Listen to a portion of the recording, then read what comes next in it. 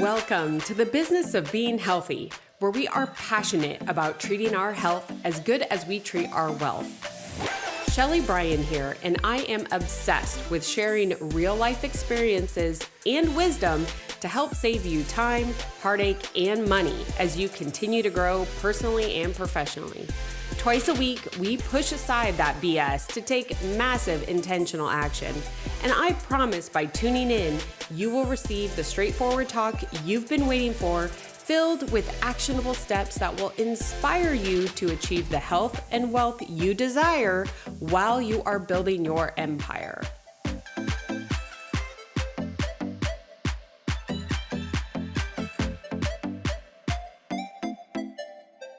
Welcome back to another episode of the Business of Being Healthy.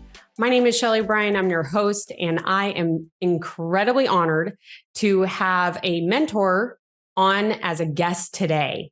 James Patrick is an internationally published photographer with more than 600 magazine covers. That's 600, guys. To his credit, he's a business coach, a strategist, a media specialist, host of the Beyond the Image podcast, and publisher of ICONFIT magazine. He's been featured in, maybe you guys have heard a few of these, Entrepreneur, Oxygen, Strong Fitness Magazine, Shutterbug, Fitness, Business Insider, just to name a few. Plus, he is going to leave all of our guests with something very unique that has never been created in this format, but is actually a free download for you guys. So with that, James, I want to welcome you to today's show. Thank you. You forgot to mention longtime listener, first time caller. I always wanted to say that. That I'm glad we did that here, James. I'm glad we did that here. Longtime listener. But I will say, one thing about James, and I think all of you in the community listening in today, we're high achievers. We're about no BS. Let's get to the point and get results. James is very much that guy. And you can see in the way that he runs his business, his podcast, Hive Studio, where he does his photography, it's about getting stuff done. And so we're going to dive into a little bit of that today. But before we do, I know I just listed off all your accolades, James, but share a little bit about you and how you got to this business that you are in right now. So short story made atrociously long. The common thread between everything I do was some form of storytelling. It began with journalism. Journalism gave way into photojournalism. I spent a little time working as a photo editor for some magazines and newspaper. And to clarify, that doesn't mean I edited photos. It meant I was in charge of the photo department, determining which photographers we hired, who shot what assignment, but more specifically, where images got placed within a magazine or newspaper and what images were being published. So I had to learn a lot about how to craft and communicate visually to tell a narrative. And so post-college, I kind of took that experience and started to build up my own freelance photography business where, okay, I've worked on the one side of it. I know what photos work because I was the one choosing it. So let me be the one who takes the photos that work. I did work in marketing right out of college because I took the safe job, as many of us do. I did not know any professional photographers out of college, so I did not know I could be a professional photographer. So I took a corporate gig in marketing that I worked at for the better part of a decade, but still was building this photo business on the side until at some point I realized I was working two full-time jobs, and it just made sense to pull out of my career and leave the benefits and the 401k and the standard 9 to 5 hours, which honestly were 6 a.m. to 6 p.m. But I felt just compelled to invest all my time and energy into something that I was building myself, and launched my full time in my photo business. It was about a decade ago, and since then have built a couple new different additions to that wheelhouse that bridged in a lot of the experience I had really gathered over the course of that journey. For example, helping to coach and bringing in my experience working in marketing and business development to assist others in marketing and business development, spending so much time working in publishing to assist others in landing and collecting media features to build their business, to amplify their authority, to generate leads. So everything that I've ever created has been the result of some experience or lesson or path that I've had the pleasure, albeit at the time, maybe I didn't even realize the benefit of walking down, 10, 15, 20 years ago. I love that. And, that's something that we have talked about with other guests on the show and that I have as well as, at the time we can think things are happening to us, but they're really happening for us. And how great is it to look back and see that those experiences in the past are now lending to your success now. And then you even get to pay it forward, right? You had all of that experience and now you're helping other professionals, entrepreneurs, coaches build their business as well. So I really love that, being able to pay it forward based upon your experience. I appreciate what you said, differentiating things happening to us versus for us. When we're in a posture of things happening to us, and that posture is a choice. Mhm. We cannot control all of the events that happen in or around us, but we can control our response to these events. So if we're holding this posture of this is happening to me, what we've essentially done is we've erased any control we have to make a decision about Mm. this is happening to me. I've erased my control. I am now at the whims of whatever the result of this is going to be. But to shift it, and this is not semantics. This is a complete shift in how we're owning something. This is happening for me, or this is happening because of me, or this is happening so that I can fill in the blank. All of a sudden, now we're retaining control of what we want to do with whatever that thing, as nefarious as it may be, or as malignant as the experience was. We choose where it goes from there, and that I think is a very important thing that you pointed out that I just wanted to really applaud you for. Well, I mean, thank you. But I got to tell you, James, just like what you shared, it came from experience, right? I think we Mhm. all kind of go through those periods in life where we're like things happening at a rapid pace and you're like, okay, all right, I'm done. Like, stop it. Like, stop coming at me right now.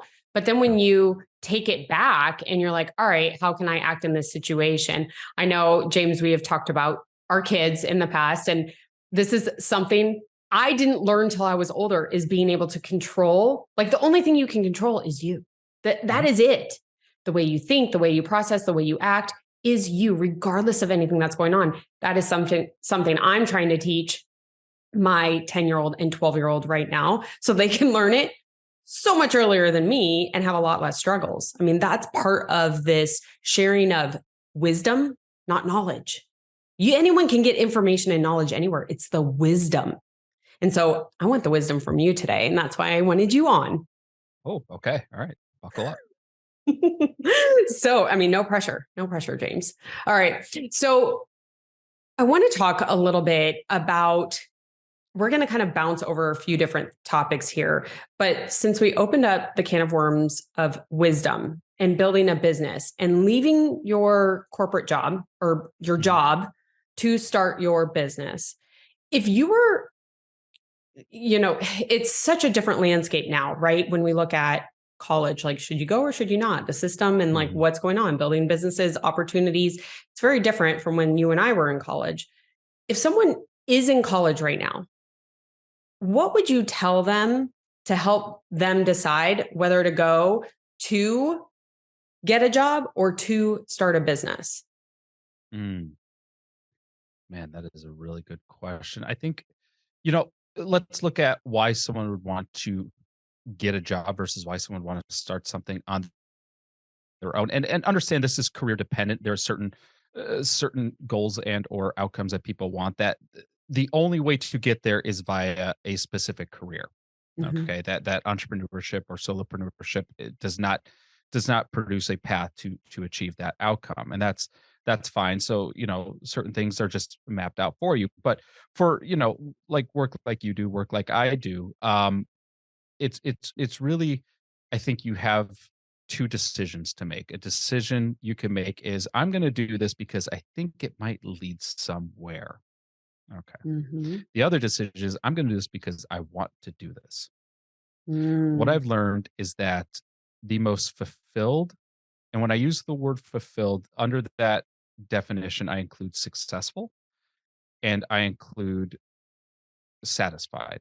I'll use the word satisfied over happiness. I feel like happiness is more fleeting and more of a moving target. But the Mhm. most fulfilled individuals I find do the latter. They do things because they want to do them, Mm. um, not because they think it's at some point going to lead them somewhere, and they're trying to construct a path. Mhm. Um, when I took my corporate job, I took it because I didn't know I could do something on my own. To be completely honest, I Mhm. did not realize that my work as a photographer could sustain a career.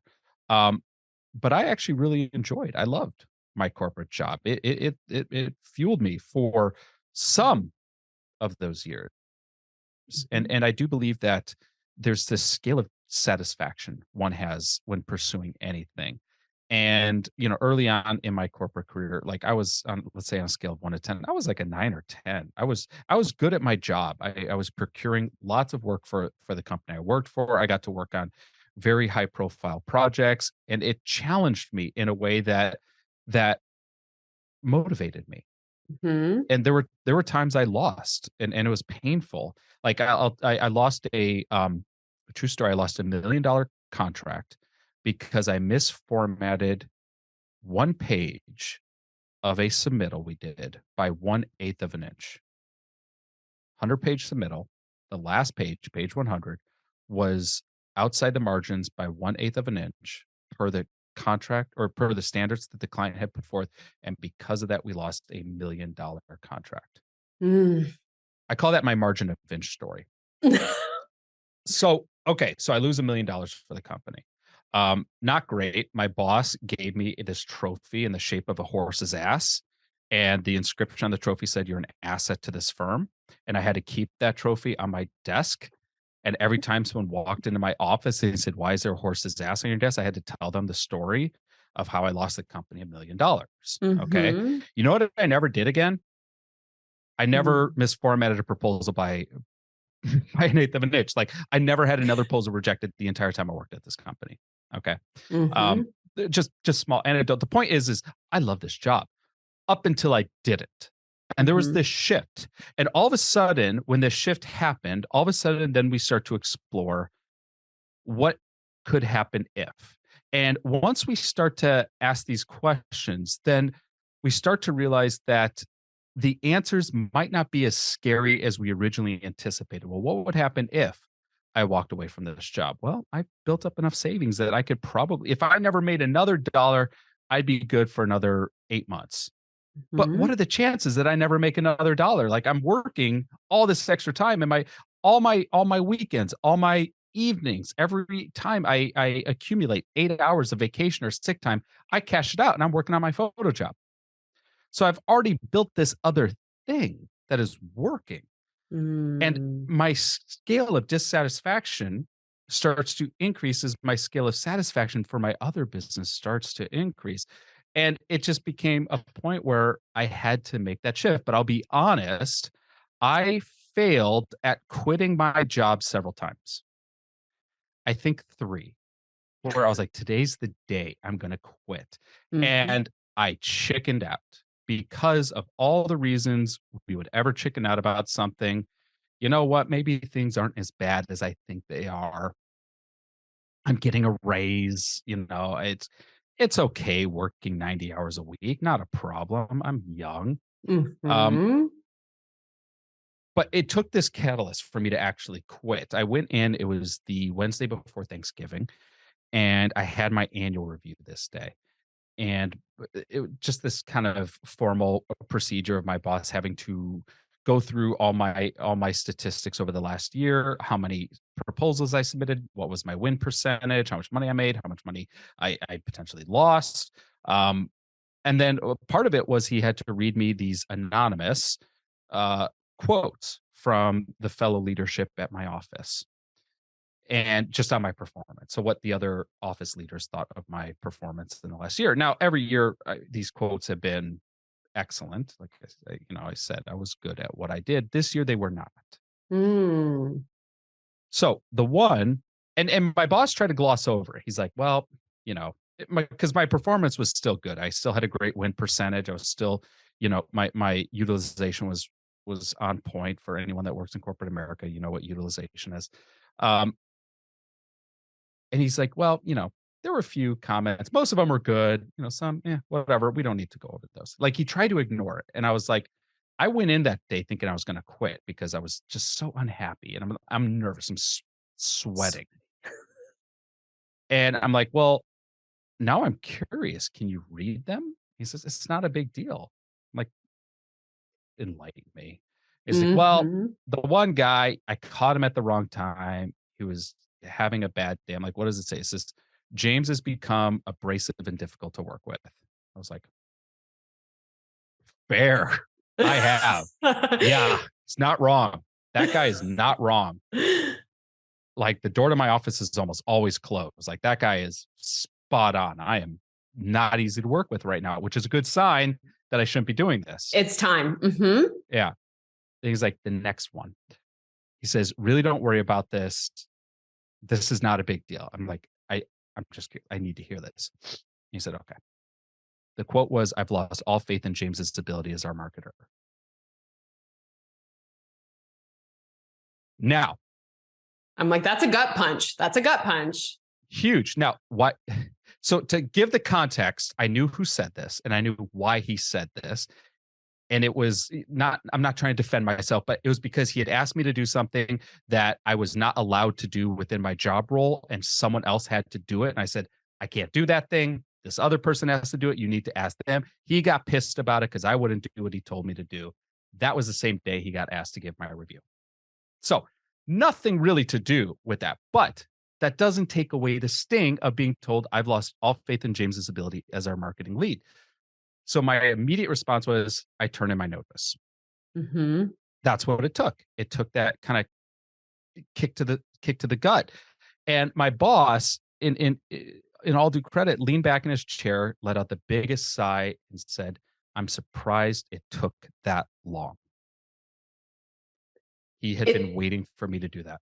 it's funny, just listening because I spent 18 years in corporate America too, right? So like I get all the stuff that you're talking about and the stories I could share, but just when you made that shift, right, from being happy or satisfied in your job, right, to now you're being unsatisfied and satisfied in your side gig or your photography.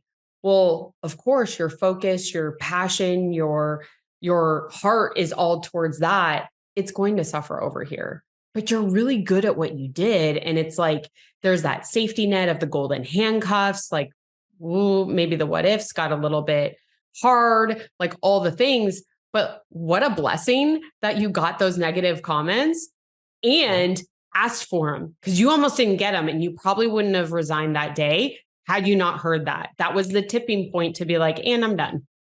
Mhm. It's very possible. It is very possible. I've definitely wondered that. I think I would have eventually quit if it hadn't been that day, something would have happened, or I would have encouraged them to fire me at some point because, who wants to work with a rough and abrasive person for too long? That you're right. That was a good sign that I needed to move on to greener pastures. But I mean, it's again an experience and how great. I mean, being a business owner, you being a business owner, you don't want this to happen to you, but you learned that very expensive $1 million loss for not your business.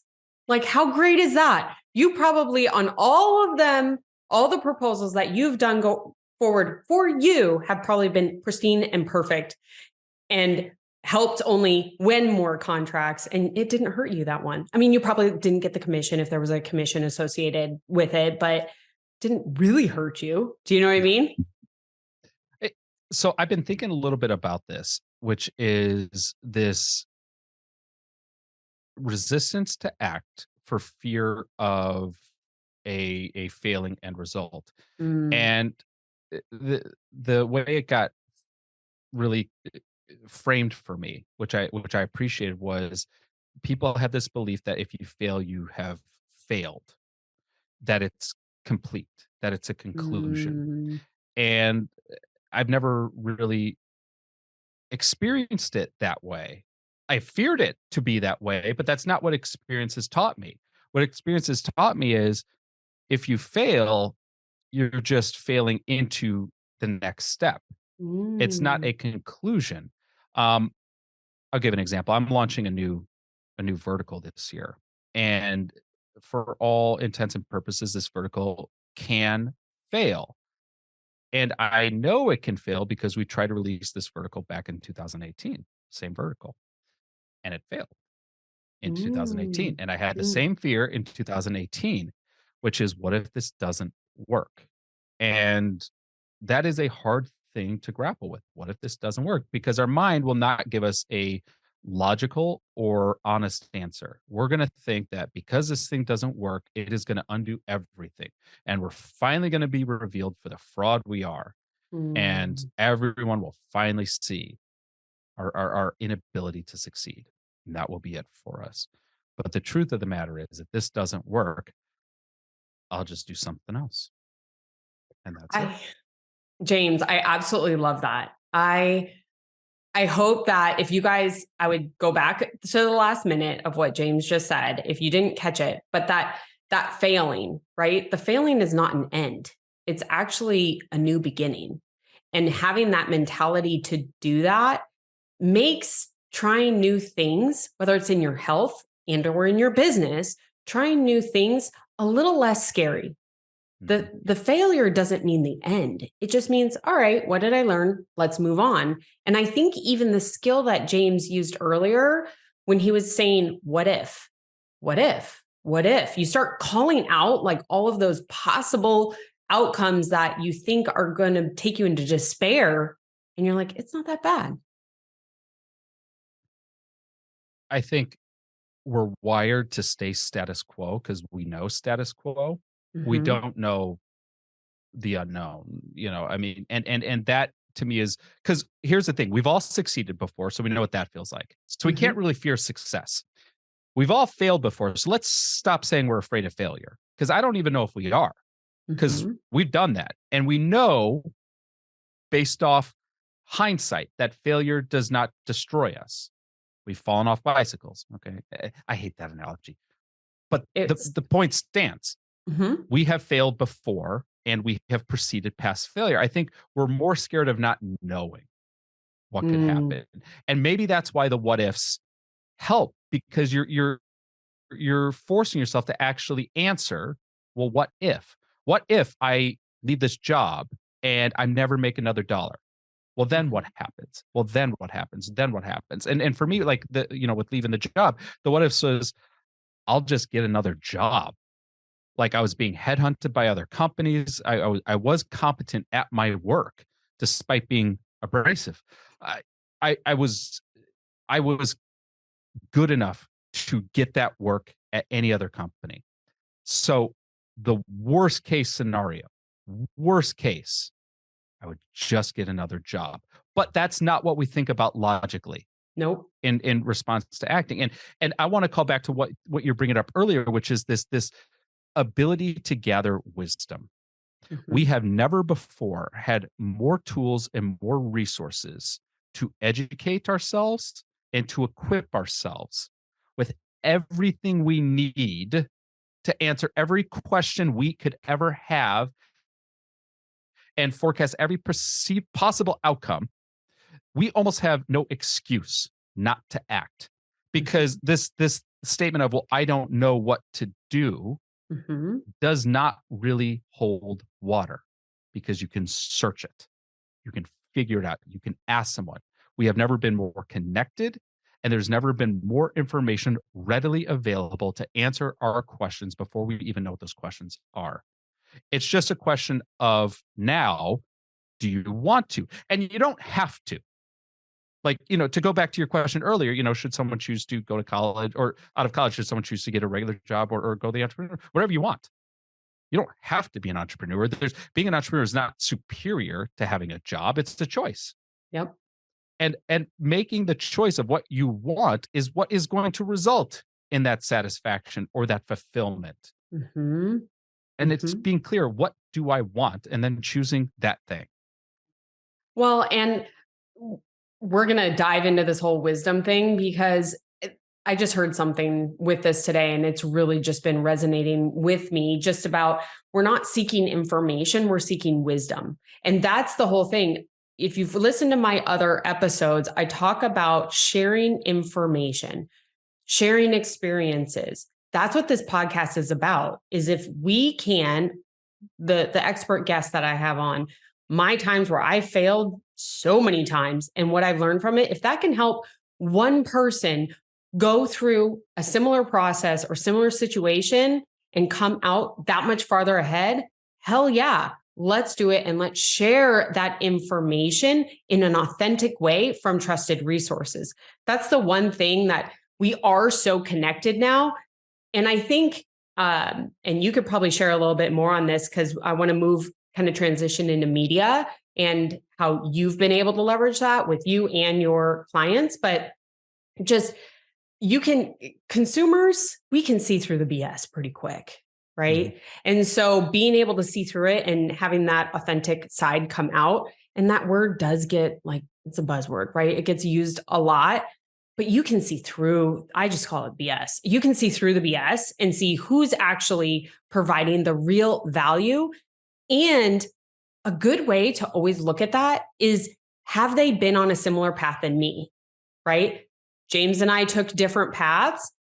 We might have different approaches and we might resonate with different clientele, right? Mm-hmm. But the wisdom could still be very similar and resonate with that ideal client.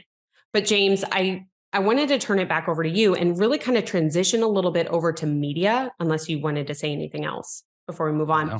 Transition over to media because you've done something that, I was introduced to you through Kayla Craft, and James and I worked together on a photo shoot. I was able to go to Get Published Live, and I learned so much and the power of media.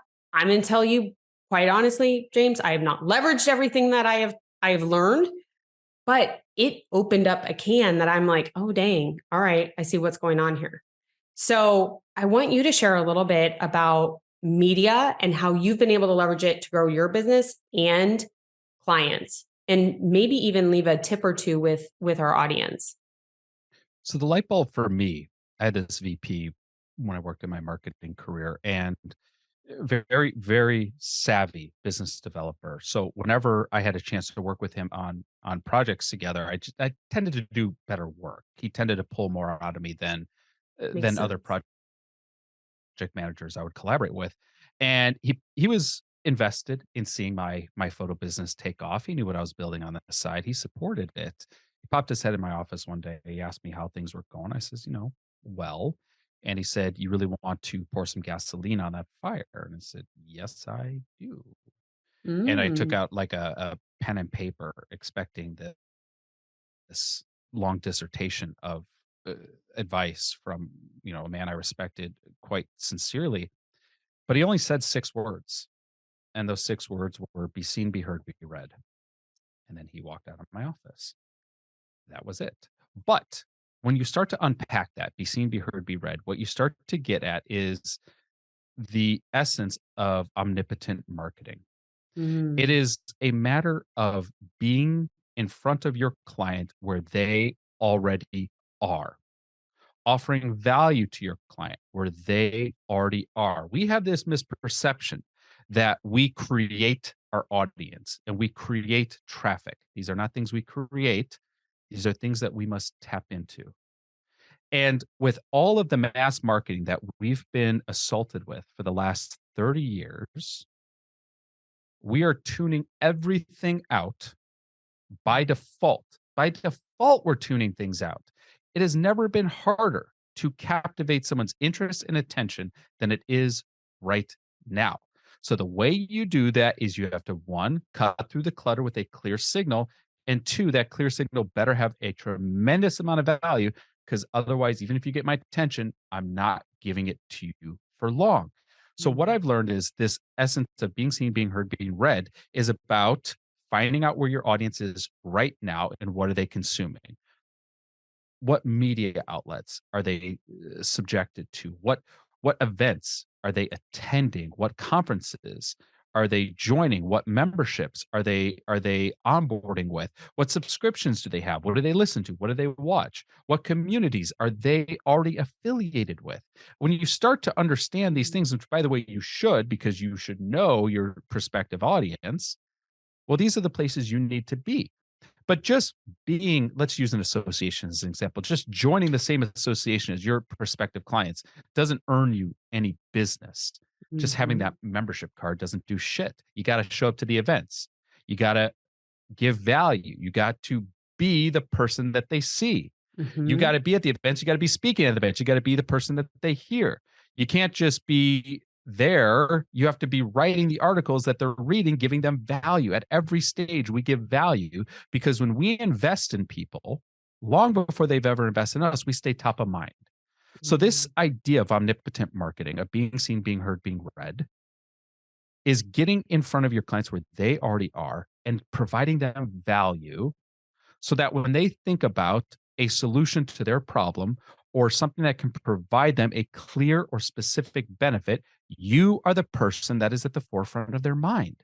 So that's at the heart of why we earn media. We earn media to amplify our awareness and our authority as a subject matter expert in whatever field we're doing, and Mhm. two, to generate leads that come back into our ecosystem. So, with those goals in mind, I want to amplify my authority or grow my awareness, and I want to generate leads for my business. This can start to dictate what earned media we are targeting. And I use the word earned media, but I also say get published a lot.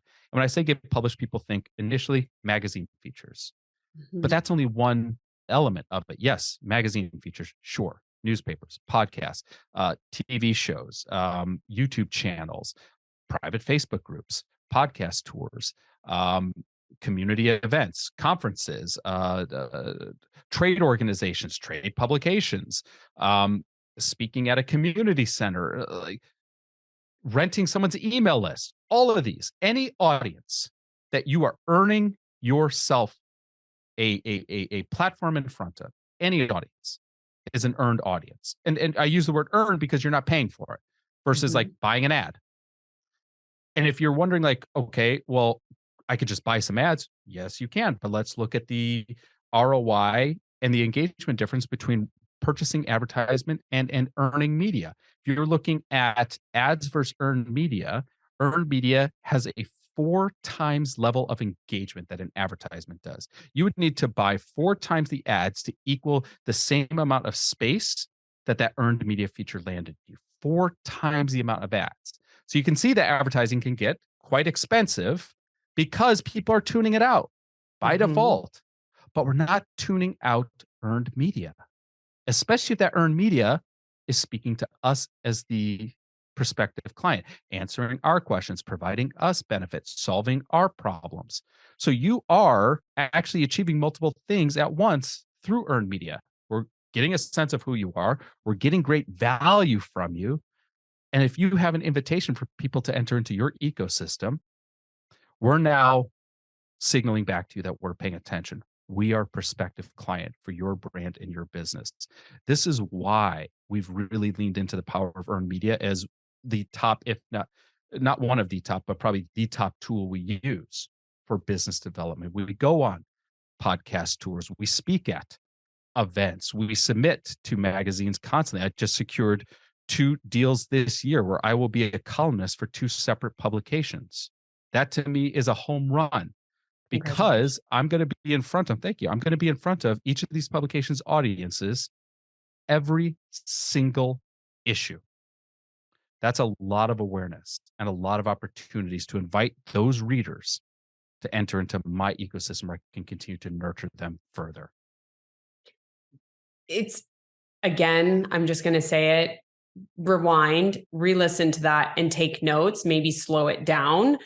Because did you notice the passion? Like, did you notice the passion behind James and his clarity in systems that he has for the process of media and the way in which he shares it? It is incredibly powerful. James, I want to dive in here for a second because I feel like this word, and I want to get your thoughts on it. I feel like this word gets muddied a little bit. And I want you to share what your thoughts are on it. And that's the word value. We hear this all the time, right? Provide value, provide value. Make sure you're giving them value, make it value oriented. We hear value, right? And no matter what business you're doing, like if you're like my husband as a general contractor, you in your business, me, whatever business it is, that word value can obviously have different meanings, but I want to know how you focus on providing value to your prospective clients. Fantastic question. I just wrote this down because I need to make a list of words we need to stop using, and maybe value is a word we need to stop using. And I put it right next to, I think, the word that was really pissing me off over the last 5 years was the word empower. Mm-hmm. And I think we Mm-hmm. need to stop using the word empower. And then the other word is authentic. Authentic. Yep. I already Yep. called that one out. Uh-huh. Mm-hmm. So I think maybe value needs to go on this list of words that we've kind of beaten to death and have lost their meaning as a result. Um, Here's what it is. You need to be solving your clients' problems before they ever hire you. So we're right now going through a new marketing campaign for one of my businesses. And one of the things we are going to be doing in our content creation, so social media content, e-blasts, outbound media. So we're going to be writing some articles and try to get those articles placed in different media outlets. Is we're going to be teaching our clients how not to hire us, and that seems counterintuitive to Mm-hmm. teach people how not to hire us. But what it actually does is it builds trust and rapport that we know what the hell we're talking about. And whether or not you ever hire us or not, we're going to make sure you have the resources and the information you need to take action without us. But if you need us, we're here. We're here to help. We're here to support. We're here to do it for you. So in my business, I teach people about earned media all the time. It has never once prevented people from hiring me to get them earned media. It is answering the questions your audience has, it's solving the problems that they're dealing with, and it's providing the benefits that they've been looking for before you ever ask for the sale. And by doing that, they will see you as a trusted resource. They will see you as the person that is there in their corner. And I gave that whole explanation without using the word value once. I'm You're impressed. welcome. I know. That was hard. I Ta-da! wanted to say value so many times, and I had to consciously not say it. You know, but James, it was so much more powerful. Like I'm listening to you and I started jotting down notes because I was like, Because the thing is like, I love the solving problems, right? So I was in the pharmaceutical industry 18 years, right? In various positions from sales to marketing to all different things. The most success I ever had is when I stopped all the BS of corporate BS and just focused on solving my customers' problems, my clients' problems. I just was solving their problems, which was their patient. So if I could help them solve their patient's problems, I mean, they only wanted to invite me. They only wanted to make sure that they worked with me. They don't because I'm helping them solve their problems. So if you take that approach, I love solving problems so much more than value. I think that word value needs to be nixed off. I'm putting on my naughty list. There you go. And if you don't know what problems your audience is dealing with, and that might be so, or there might be problems that you are not aware of yet. one of the things I used to do is at the end of every year, I would send all my clients, all my photography clients, a survey. And the survey would ask them questions about Mhm. how I served them throughout the year, um, the the quality of that, I almost said value, the quality of that service, um, what stood out to them as ways that differentiated me, Mhm. ways I could have improved in increasing the equity, there's another Mhm. synonym, of the services that they received, as well as one final question. And that final question is, if you were me, what would you do different? Or how would Mm. you market me if you were me? And, we would get lots of really good feedback and data on ways that we can improve the services that we're providing our clients. But what we really got were lots of insights about problems they were having that we could provide solutions to. And the biggest problem that I was seeing was I was providing all these marketing assets to my clients, photos. Mhm. They had no idea what to do once they had them. Mhm. Mhm. That was a huge light bulb moment. They have no idea what to do when they have these assets. They don't know how to communicate their brand. They don't know how to tell that story. They don't know how to build their audience. They don't know how to nurture that audience. They don't know how to convert that audience into clientele. And all we're doing is giving them assets without Mhm. any tools or guideposts on what the hell to do next. So yeah, I was a photographer, absolutely, and I was achieving my goals as a photographer. But that was a huge opportunity we saw, and that's when we created, like, I think the first thing we did was an ebook. I think that was the first thing, was like an ebook Mhm. on how to get published, and that turned into, the conference, and then the conference turned into, at some point, a coaching platform, into a mastermind, into rebranding the conference, into another blah, blah, blah, blah, blah. But it started with asking questions, because it's amazing when you ask questions, and by the way, we didn't get this on the first survey we sent out or even on the 20th. It was like years in, this was given to us. Mhm. And that is what we talk about when we talk about understanding our clients, is talking to them, getting a sense of what they need by legitimately asking them. It's not a complicated concept to wrap our head around. We're just not doing it enough. And Yep. they'll tell you, this is what I'm struggling with. These are my problems. And when you listen enough, you'll start to notice this data congregates around certain things, because if one person's dealing with it, you'll notice echoes of it throughout your entire audience. I love that. I absolutely love. I think the survey and requesting feedback is so powerful, right? You received it in that chair when you were still in your job, right? That was a Mhm. powerful moment for you. Building out your business, getting that back allowed you to create more ways to solve your clients' problems. And I know that one of those creations, let's call it, that you receive based upon feedback and just working with multiple clients over the years is what has now created your legacy planner. Mhm. And with the legacy planner, I'm all about, I mean, right? If you follow me on social media, it's about high achievers. We're professionals. We're getting things done. Business owners, if we're climbing the corporate ladder, whatever it is, we get a lot done. James has worked with so many high achievers. He has created this legacy planner about getting more stuff done. So, James, I really want to dive in for a moment on what you've learned that helped you create this legacy planner. And then I want to talk about what the legacy planner does. So the original inspiration behind this was completely done selfishly. There was never a external release factor considered for over a decade.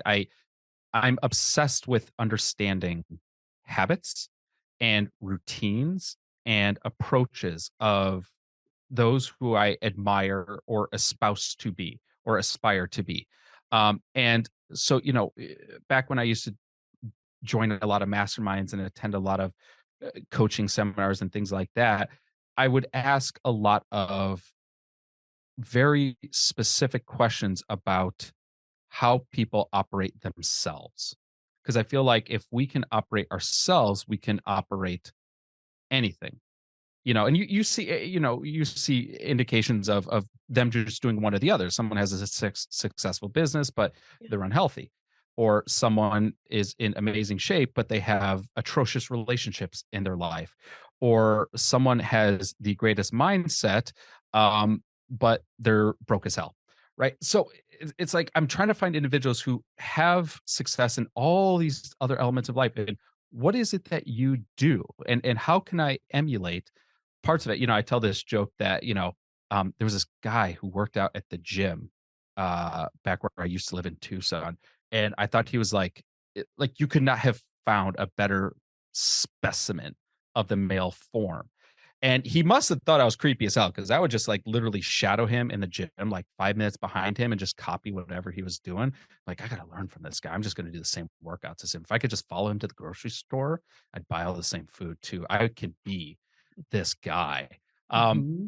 I'm glad he never found out that I was, lightly stalking him. But the point is that, we can learn from this. And so I developed this system for tracking goals, because the thing I noticed was that we set these big audacious goals. And I was a person who at the start of every year, I'd set these really big goals, but several months into the year, I've forgotten the goals, and I've kind of gone off the rails on some other goals, and just things aren't going the way that I thought they would. So I just kind of abandoned a lot of my pursuits. Well, that's not getting me to where I want to go. So I need a way to constantly check in and assess my progress in anything that I'm working on. And it started as this Excel spreadsheet that lived on my computer, that I would categorize out my goals into different, at the time I had different subcategories of like, here's my photography goals, here's my health and wellness goals, here's my relationship goals, etc. And I had to check back in on these goals 4 times a year. And I had to input all this data into the spreadsheet. And I ran this spreadsheet for years. And I noticed the more data points I was able to put into the spreadsheet, the more I got done every year. The Mm. more I was able to really define out the steps it took to achieve any one specific thing. Because the more I would set goals that were too vague or too ambiguous, the harder it was to achieve those goals. The more I got into the details and granular about what needed to happen to achieve each of these goals, the more likely they would be achieved. So this turned into taking these big annual chunks that I check in quarterly, to taking these big annual chunks and building quarterly plans. Okay. And then Mm-hmm. those quarterly plans turn into these monthly action sheets. And these monthly action sheets turn into these weekly sprints. What I was doing was I was taking things that seemed big and seemed insurmountable in concept. Let's say I want to launch a podcast. That's a big thing until you break it down. Because if you say, I want to launch a podcast by, I don't know, April 1st. Now it's March 24th, and you're like, I don't even know where to start. Like, I guess I Mm-hmm. need, what do I need? I need a microphone, I guess. I'll go buy a microphone. Well, now I have a microphone, but I don't, I've never recorded before. Is there software? I don't know. But if back on, January 1st, I thought, okay, what are all the things that need to happen to launch a podcast? And I just made this massive list of things. Doesn't matter how big the list is. And it doesn't matter if I list things out that end up being erroneous tasks that I don't need to actually do, because I don't know that yet. I don't need to know that yet. I just need to make a list based off my best guess. And then I put dates or an order of priority. Now I can segment it. Okay, well, this month, all I need to do is research hosting and buy the equipment. That's all I need to do this month. Next month, I'm going to come up with the show name and the design elements. The month after that, I'm going to come up with my first 4 episodes. So I've now prioritized and have placed a system of what I'm doing and when I'm doing it. So this week, I don't need to worry about recording episodes this week. That's something that's happening in 2 months. This week, I just need to look at different hosting platforms and make a decision. That's it. That's all I need to do this week. So now I can do that. That's something I can do. And it helped because I was applying everything I was doing to, we run this conference every year. Well, running a conference is, once again, this big, very, it has this perception of being insurmountable. But when you break it down into all these little elements, this week for my conference, I don't need to worry about reserving a hotel or selling 500 passes or my entire social media strategy. You know what I'm doing this week? I'm writing the copy for the website. That's what I'm doing this week. And I know that because I've broken it down. The science is not perfect. It's designed to be human. It's designed to flow with us. And it's also designed to be customized to every person and how they choose to operate their lives and run their business. So I realized as I was doing these sessions that my clients were asking me a lot about my output and the efficacy of our production schedules. And I was like, well, I've just been doing this thing for, at this point, like 10 years. Yeah. And I just do Wow. it, I have this system where, every year I plan out my goals for the year. Every quarter, I break it down per quarter. Every month, I take those quarterly plans and I put them into a monthly action. Every week, I take what I looked at for the month and I just break down, here's what needs to happen this week. And every day, I set up, here's what I need to do today or the next day. So I know what I need to do today. There's no question of what I need to do today. And I know when I'm done. And by the way, there are 2 things left on my list today. And then I'm done. And then I can end my day. If that happens at 4:00, that happens at 4:00. If that happens at 6:00, that happens at 6:00. Okay. It depends on how many things I put in my calendar. So I sent this rough PDF out after 10 years of doing this myself. I sent this out to about 50 or so of my clients. I said, "I'll just use it for a year and just see if it works and give me your feedback." And it went exceptionally well because I've been taking all this data from all these people I'd interviewed on my podcast, from my books, from people I met at masterminds, from people I would just, about their habits and their systems. And I turned it into this planner. And after testing it over 2021, we decided that we were just going to publicly release it. And it got released and it's called the Legacy Planner. It's about building something that lasts. That's why I call it the Legacy Planner, because I look at life in 3 phases. The first phase is vision. We have to see clearly what we wish to achieve. That's our vision. Once we have a clear vision, because without a vision, you're not going to achieve what you want to achieve because you never set it. It's a guarantee to not hit your goals because you never set goals. Once we have vision, then we work with purpose. So when I work purposely. I work intentionally. I know what I need to do because I've sketched it out.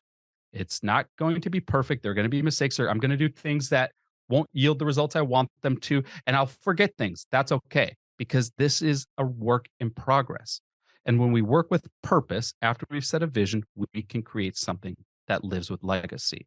That's why it's called the Legacy Planner. So we did just drop it this year, and it's available wherever, it's on Amazon. You can get it. I have a hardcover. I like the hardcover just because I like that durability. We do have a paperback, but for anyone that wants, I just upload the PDF that people can have for free. You could print it out yourself, and you can you can test it and refine it to meet what you want to do. And so I just put that up online. If you go to jamespatrick.com/legacy, you can just download a free PDF of it. I love that. And just for all of the listeners, I'm going to make sure it's linked in the show notes so that you can actually grab it. But the hardcover might be a better option because, like you said, it's durable, right? To last the year. I think a few of the key takeaways, and this is something that, and I even want to tie this a little bit to health, right? Health and business, right? Yeah. If we don't track what we're doing, how do you know whether you're having success? How do you know whether you're achieving the results? Whether it's setting a goal for media that you want to get, whether it's setting a revenue goal, whether it's setting a health goal, you have to track it and make adjustments. I love that you called it's human. We have to have that flexibility. We have family, we have lives, we have unexpected things happening. And we can't be so rigid that we're just like, I have to fit in this box because everybody on social media says that this is the only way to be successful and blah, blah, blah, blah. It's like, no, if you take the big audacious goals, work backwards and chunk them out into the day, holy cow, what seemed insurmountable is now easily attainable if we track it. That, I think this legacy planner just provides so much value. I've incorporated it, using it myself this year because I needed a system to be able to track. And I know James has not the research, the experience. I know that he tested it, and I'm making it work for me. This is James, like his vision, but I need to make it work for me. And that's where I love the human element behind it, James. So I really think this is such a valuable tool to give you a place to start. One of the things, and I'm glad you brought this up, is that you can work this to meet your own expectations. Like, for example, I include quantitative data in it. There are things that I like to track. I like to track how I slept the night before, what my mood is every day, how motivated am I. And the reason I do this, so every day I can, on a scale of 1 to 10, I can put in my sleep from the night before, what my mood is today, my motivation. So I'll just pull back the curtain. My sleep score today, I gave myself a 9. I had a decent night last night. My mood, a 10. I've been in a great mood today. My motivation is a 9. Now, the reason I do this is because I can look for trends. So, for example, if Mhm. my sleep suffers, guess what happens to my motivation? Guess what happens to my mood? Towards the end of the week, what happens to my motivation? Goes down. Towards the end of every week, it goes down. Thursday and Fridays are rough days for me. So, why do I want this information? Because I'm going to change how I build my schedule as a result. I'm not going to give myself hard tasks towards the end of the week because my motivation, it's just, that's just how I am. I'm just going to be burnt out towards the end of the week, and I'm not going to want to do harder things. So I'll put the harder things on Mondays and Tuesdays. I'm willing to do those things. So what do I do Thursdays and Fridays? Fun shit. I do photo shoots. And I Mhm. just built my schedule that way. Like, it's just like I don't put like things like my accounting on Thursdays or Fridays. I won't do it. I'll be like, Mhm. oh my God, I gotta stare at like AP forms all day. I Screw would that. die. Yeah, Yeah, no. no, thank you. That's a Monday task for me. That's a Tuesday task for me. Um, so I can look at this and just understand what works for me. And there's no requirement. Like, another thing is that I include um, habits, habits that I think are important, but I don't give any metrics on what qualifies those habits as being accomplished or not accomplished. And the 4 habits are health habits, mindset, relational, and personal growth.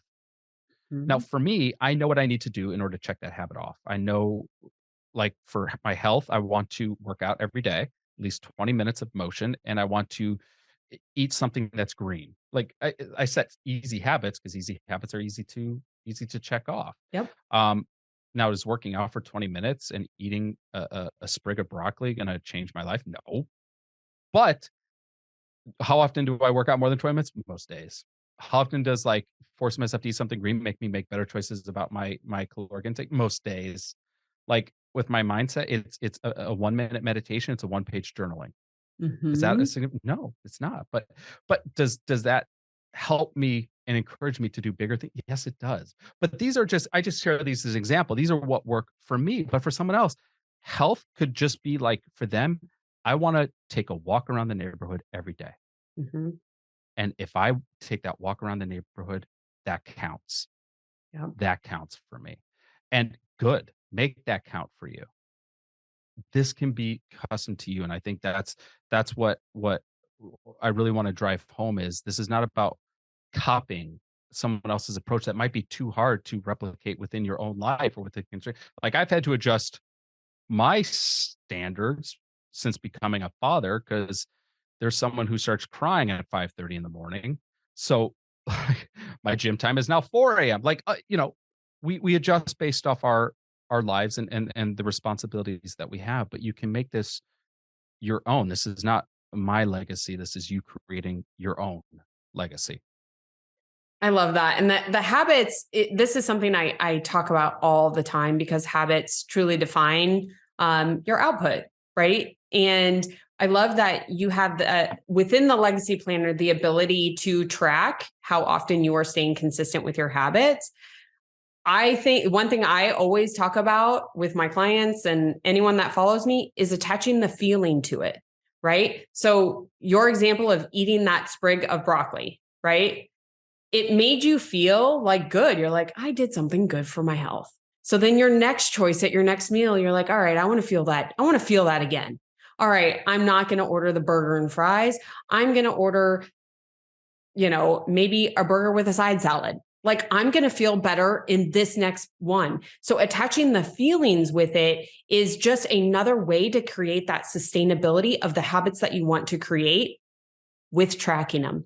So this is just such a great tool. It's incredibly easy to use. And in the beginning, James just gave us like the behind the scenes overview of it. But in the beginning, he really takes you through step by step on how to use it. And like he just said, he's hoping that, I don't want to put words in it. What do you hope everyone takes away with the legacy planner? If people just get more done and realize how much more efficient and effective they can be, that to me is a huge win right Yep. there. And when I get to see people, like one of my clients messaged me and she said if her and her husband had had this planner when they had launched their business, they do believe their business would be in a much different place than it is right now. And that was like such a it Incredible. was both a sincere compliment and kind of like a great job, dumbass. Why didn't you release this 2 years ago? Like, don't hold on to your ideas. Put them out there. Like, let people. This is the thing. Like, we hold on to our ideas. Oh, I have to perfect it. I was sitting on this for 10 years, just using it for. I never even considered it for the people until people started asking me. So if with anything, use it, put it into action because that is the one thing we control. Is our ability to act on things and the people I see acting on this, it lights me up to see the amount that they get done that at one point they considered not possible. It's an incredible. And so congratulations on Thank you so much. pulling it out, right? And like having the courage to be like, here you go, world. This is what I've done and it's here to help you. And you're giving it free for a download. So again, everybody listening in, we will have this linked in the show notes. But James, what's the best way for everyone to make sure that they are following along with you? Where are you? Where's the best way to find you? you know, Instagram's easiest. I always consider that home base for so many people. So at @JPatrickPhoto.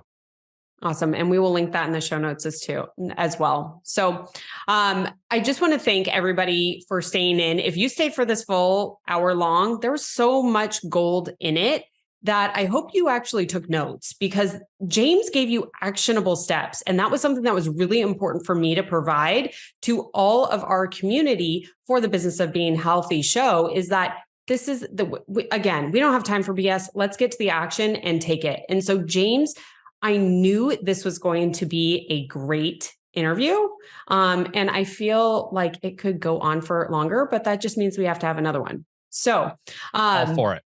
okay, good. Well, James, again, thank you so much for your time, your wisdom, and your ability to share it in such a concise manner that we can all take and put it to action right away. And everyone else that is joining on, make sure that you tune in twice a week. We have another episode coming out every week for you, 2 a week. Have a good day.